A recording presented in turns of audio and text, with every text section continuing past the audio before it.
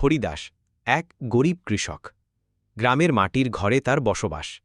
স্ত্রী, এক ছোট ছেলে আর এক গরু, এই ছিল তার পুরো জগৎ। বছরের পর বছর হরিদাস খেটে চলেছে নিজের ছোট জমিটুকুতে। কখনো খরা, কখনো বন্যা, কিছুই তাকে রেহাই দেয় না। ফসল নষ্ট হয়, দেনা বাড়ে, তবুও হরিদাস হাল ছাড়ে না। প্রতিদিন ভোরে উঠে মাটির গন্ধ নেয় আর বলে, এই মাটি একদিন আমার মুখে হাসি ফেরাবে। এক বছর হঠাৎ ভয়াবহ খরা পড়ল। চারদিকে ফসল মরে যাচ্ছে। হরিদাসের জমিও শুকিয়ে কাঠ। চারপাশের কৃষকেরা শহরে পালাতে শুরু করল। তখন হরিদাস সিদ্ধান্ত নিল, আমি শহরে যাব না।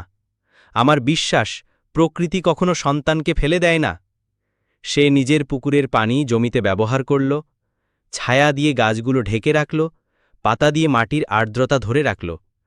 লোকেরা হাসল, বলল, পাগল হইছ রে হরি।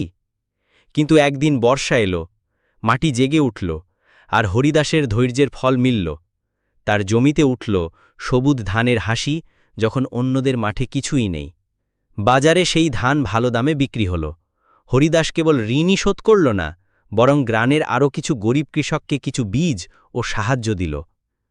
গ্রামের মানুষ এবার বলল, হরিদাস শুধু কৃষক না, সে গ্রামের গর্ব।